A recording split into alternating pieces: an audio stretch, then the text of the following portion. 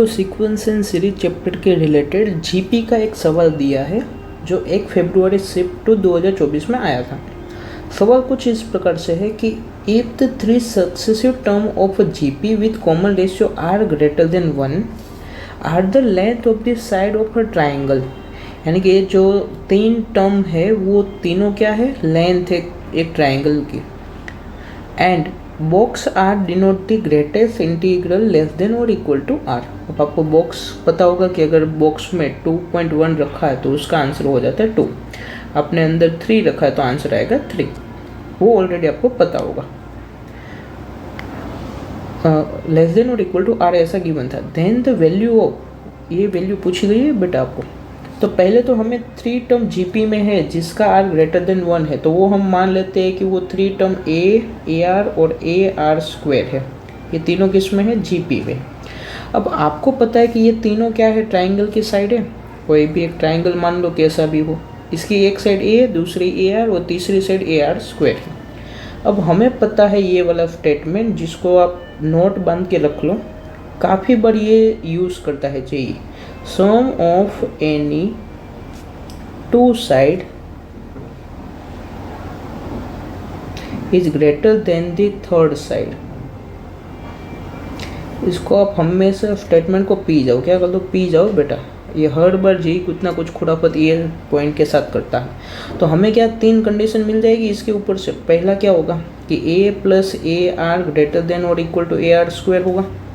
दूसरा आपको मिलेगा a plus A R square greater than A R. और तीसरा हमें मिल जाएगा A R plus A R square greater than R. ये 3 मिल जाएगा।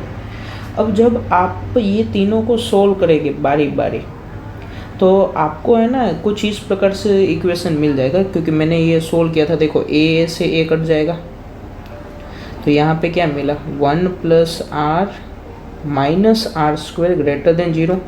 इसका मतलब वही कि उसको सभी को उस साइड भेज दो, तो r square minus r minus 1 less than 0 हो जाएगा। अब इसके ऊपर से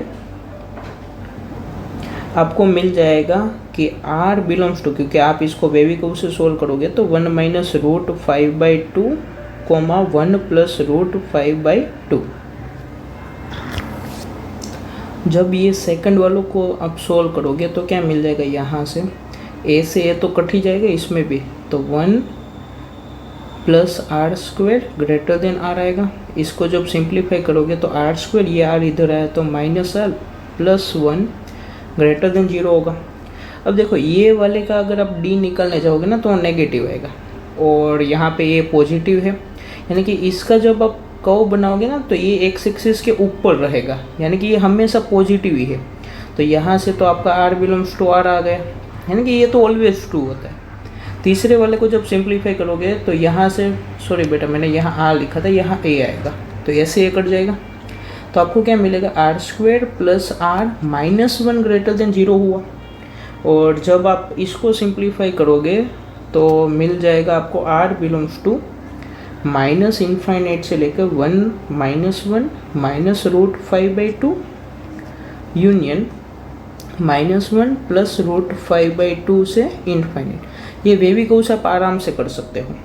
अब देखो आपको क्या क्या कंडीशन मिले, एक तो ये वाली कंडीशन, दूसरा ये सेकंड वाले में तो आपको आर बिलोंग्स टू आर ही मिला था, और सवाल में आपको एक इन्फॉर्मेशन गिवन है कि आर की वैल्यू 1 से बड़ी होनी चाहिए। तो जब आप ये तीनों का इंटरसेक्शन लोगे तो आपको फाइनली आपको क्या मिल जाएगा कि आर बिलोंग्स टू, क्योंकि 1 से बड़ा लेना है तो 1 से लेकर 1 प्लस रूट 5/2 मिल जाएगा। फाइनल इंटरसेक्शन आपको इतना मिल रहा है। अब आपको पूछा गया था कि ये वाली वैल्यू चाहिए आपको, तो इसके लिए तो पहले बॉक्स आर निकालना पड़ेगा।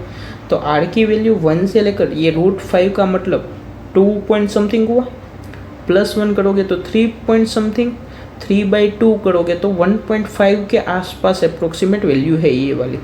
तो ये 1 से 1.6 समझ लो ना आप कि 1 से 1.6 जा रहा है, तो आपका आर बॉक्स आर कितना हो जाएगा, 1।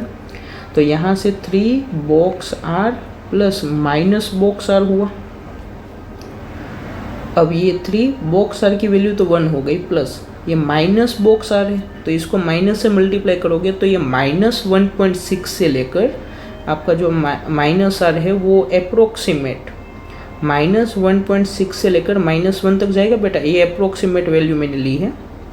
तो इसका जब आप बॉक्स निकालोगे तो -2 आएगा, तो यहाँ पर होगा -2, तो 3 - 2 तो +1, यानी कि आपका आंसर फाइनली क्या आ जाएगा 1। ये वाला जो सवाल था उसको वापस रिपीट करना ही है, क्योंकि आप थर्ड बार sum of any two side greater than third side करोगे तो 3 कंडीशन ऐसे ही मिलेगी और इसको ऐसी प्रकार से सिंप्लीफाई करना है।